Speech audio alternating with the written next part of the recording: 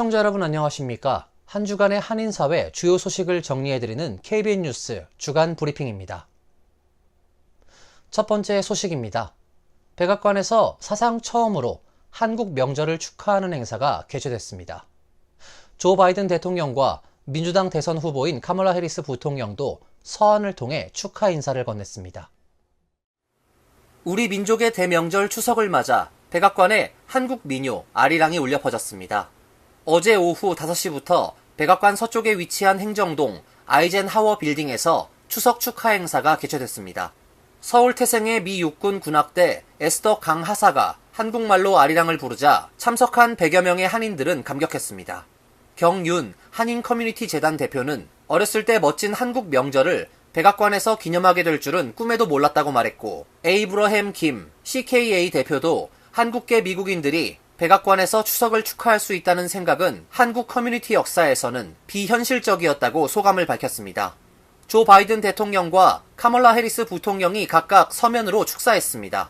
미국 정부 대표 인사로는 중국계 미국인인 캐서린 타이 무역 대표부가 참석했으며 토드 킴 법무부 차관보, 댄고 대통령 부보좌관, 헬렌 보드로 백악관 선임 고문 등 미국 정부 내 고위직 한국계 인사들이 자기 경험을 소개하고 감회를 밝히는 약식 좌담회도 진행됐습니다. 한국계 미국인인 실비아 루크 하와이주 부지사도 축사했고, 앤디 킴 연방 하원 의원, 줄리 터너 국무부 대북인권특사, 성 김 전 대사 등도 참석했습니다.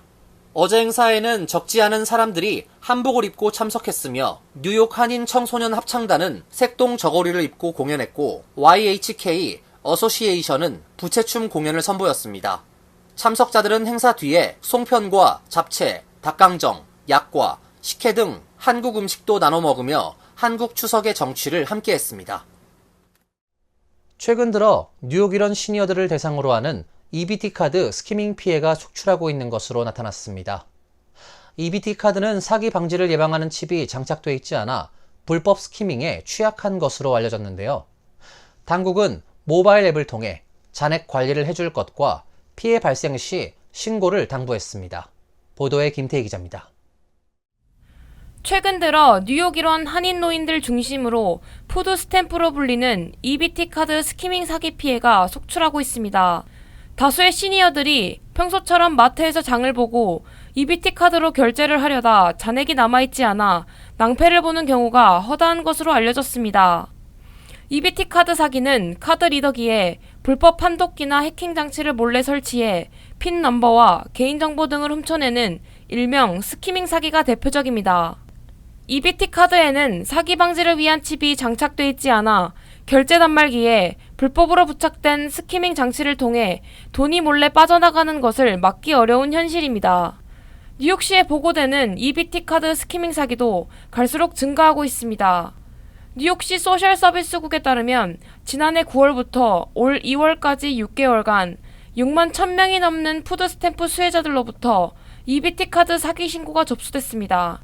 뉴욕주는 지난 2월 EBT 카드에 잠금 기능을 추가하는 보안 조치를 강구하기도 했습니다. EBT 카드 잠금 기능은 EBT 카드 소지자가 커넥트 EBT 앱을 통해 카드를 빠르고 쉽게 잠글 수 있도록 했습니다. EBT 카드를 잠그면 카드의 모든 구매와 잔액 조회, 거래 기능이 차단됩니다.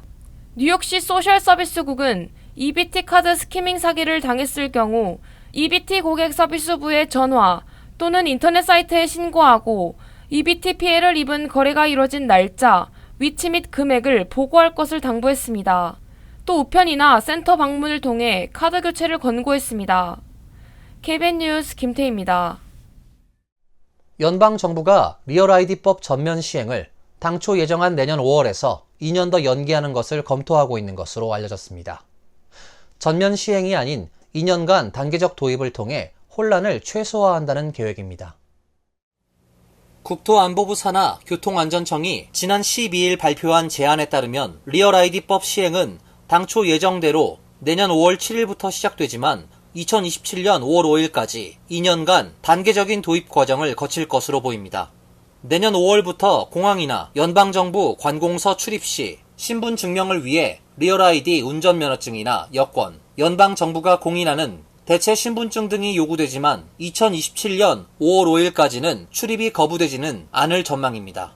단계적 시행 기간 동안 공항 등에서 리얼 아이디가 없는 승객의 경우 기존 신분증을 제시하면 출입은 가능하지만 리얼 아이디가 필요하다는 서면 경고를 받게 될 것으로 보입니다. 점진적 시행안은 아직 확정되진 않았지만 3번 이상 경고를 받는 승객의 경우 출입이 금지되는 방안 등을 검토 중이라고 TSA는 밝혔습니다. 이 같은 단계적 시행을 통해 리얼 아이디로의 전환을 적극 유도하고 2027년 5월 5일부터는 리얼 아이디법을 전면 시행하겠다는 것입니다.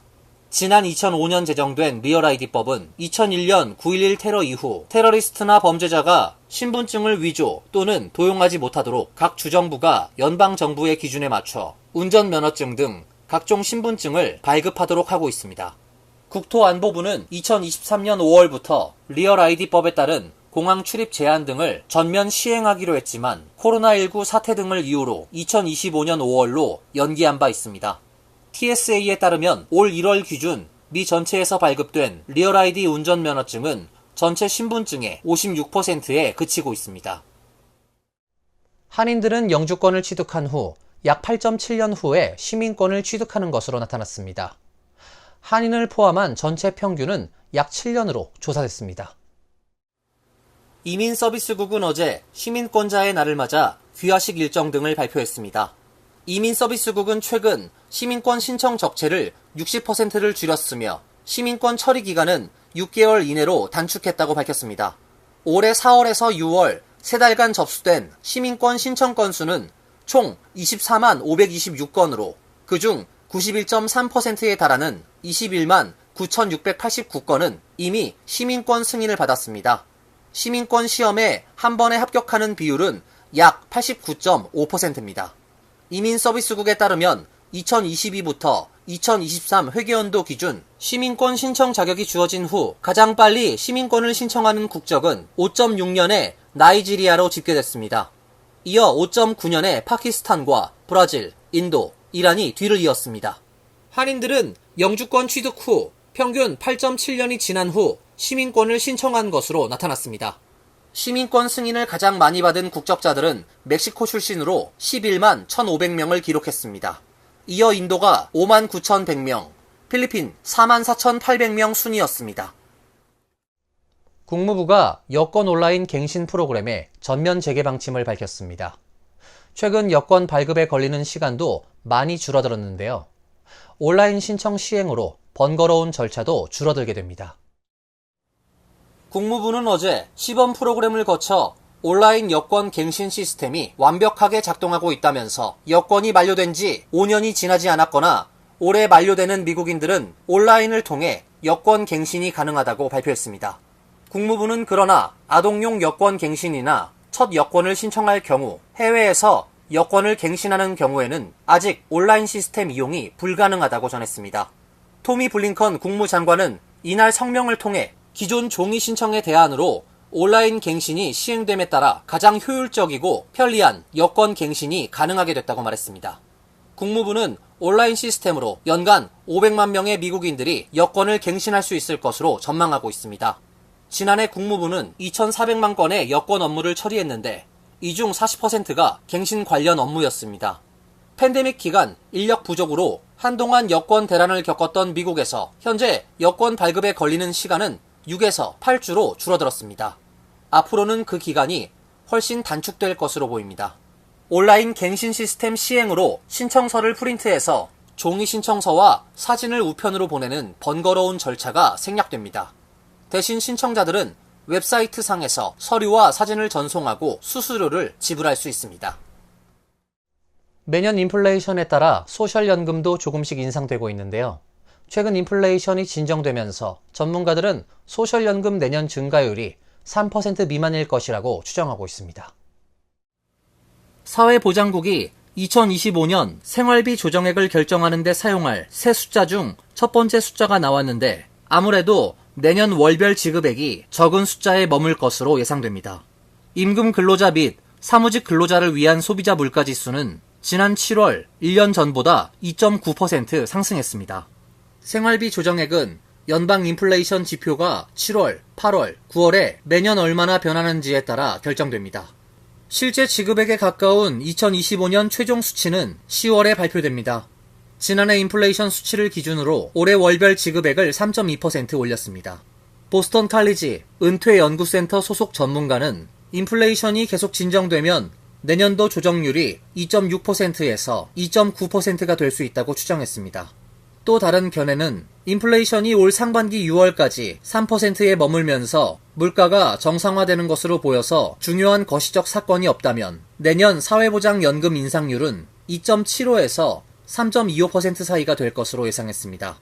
2.9%가 인상되면 퇴직연금 월 평균 수령액은 $54 증가하게 됩니다. 올해 인상된 월 지급액 $59에 못 미치는 수준입니다. 연간 조정은 지난해 인플레이션이 냉각되면서 급격히 줄었습니다. 2023년의 경우 8.7%가 인상돼 1981년 이후 가장 큰 증가를 기록했습니다. 무더위가 일상화되면서 뉴욕 등 여러 도시에서 최대 실내 온도를 규정해 세입자를 더운 날씨로부터 보호하는 조항을 추진하고 있습니다. 블룸버그 통신에 따르면 링컨 레슬러 뉴욕시 의원은 임대인이 임대주택에 에어컨을 설치하고 유지, 관리하도록 하는 내용을 담은 법안을 제출했습니다. 6월 중순부터 9월 중순까지 실외 온도가 화씨 81도를 초과할 때 주택 내부 온도는 화씨 78도 이하로 유지돼야 합니다. 법안이 통과될 경우 임대인은 4년간의 유예기간 안에 해당 조치를 완료해야 합니다. 이후 조치 미이행 시 매일 최대 $1250의 벌금이 부과됩니다. 미국 내 많은 지역에서 유사한 규정을 시행하고 있습니다. 텍사스주의 댈러스와 휴스턴, 캘리포니아주의 팜스프링스, 메릴랜드주의 몽고메리 카운티는 지역별로 화씨 80에서 85도 사이에서 온도 기준을 정해 이를 초과하지 않도록 하는 규정을 시행하고 있습니다. 미국에서 가장 더운 도시 중 하나인 피닉스에선 세입자가 서면으로 불만을 제기한 후 10일 이내 임대인이 에어컨을 수리해야 합니다. 임대인들은 이 같은 움직임에 반대하고 있습니다. 냉방 시스템 설치 비용으로 인해 임대료를 올리거나 비용을 감당하지 못하는 집주인들이 시장에서 퇴출당할 수 있다는 이유에서입니다. 이미 에어컨이 설치된 세대의 경우엔 전기요금 비용이 에어컨 사용을 주저하게 할 수 있습니다. 연방 데이터에 따르면 미국 전역의 연간 냉방 비용은 극심한 더위로 인해 지난 10년 동안 50% 이상 증가했으며 2020년에는 미국 가구의 10분의 1이 건강에 해롭거나 안전하지 않은 온도로 집을 유지한 것으로 나타났습니다. 항공기 조종사가 기내 섭취에 주의해야 할 음식들을 소개하며 더러운 비밀이 있다고 주장했습니다. 아울러 알코올과 탄산음료도 가급적 삼가할 것을 당부했습니다.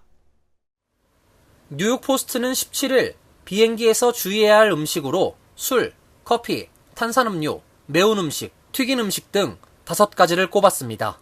델타 항공의 조종사이자 부기장으로 근무 중인 폴 야노비츠는 커피는 이른 아침 비행에는 좋을지 몰라도 커피에 들어있는 카페인은 이미 탈수 상태인 기내 환경에서 더 심각한 탈수를 일으킬 수 있다고 말했습니다.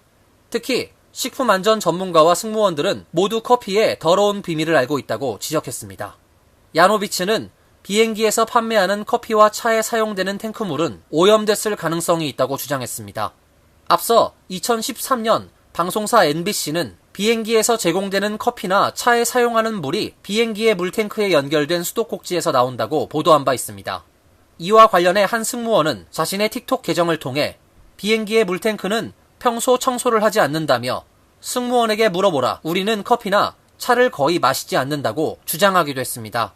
야노비츠는 아울러 알코올은 비행 후 탈수 증상을 일으키고 몽롱함과 피곤함을 유발할 수 있다며 기내의 압력 변화로 인해 사람은 지상에서보다 비행 중에 더 빨리 취하게 된다고 경고했습니다. 탄산음료에 대해서도 가스와 복부 팽창의 위험이 있으니 피하는 게 좋다고 조언했습니다. 이상으로 KBN 뉴스 주간 브리핑을 마칩니다. KBN과 함께 즐거운 주말 되시길 바랍니다.